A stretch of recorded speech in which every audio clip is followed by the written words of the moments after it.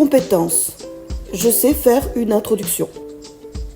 On va donc voir comment faire l'introduction d'une question problématisée ou d'une composition. C'est à peu près la même chose. La première phrase met en avant l'intérêt du sujet. On l'appelle parfois l'accroche. Puis on rappelle le sujet. C'est plus clair pour votre interlocuteur et pour vous.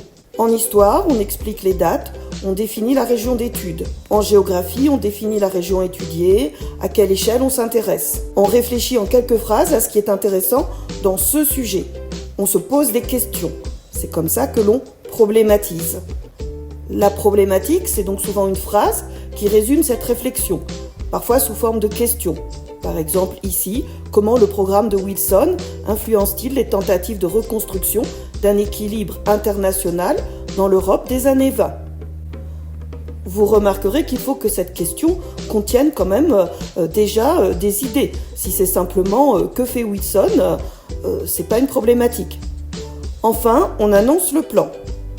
Pour une question problématisée, comme vous n'avez qu'une heure, l'introduction ne peut pas être trop longue, 5 à 10 lignes grand maximum. Pour une composition, ça peut être un peu plus long. La problématique doit servir de fil directeur. Ça veut dire qu'il faut y faire allusion dans le développement, sinon ça ne sert à rien. L'introduction, c'est comme la vitrine d'un magasin. Elle permet de deviner ce qu'il y a à l'intérieur. Donc elle doit permettre déjà de donner envie de lire votre développement. Elle doit donc donner envie d'entrer dans ce magasin. Elle sert de guide au correcteur qui voit que vous savez où vous allez, mais aussi à l'auteur, c'est-à-dire à vous-même.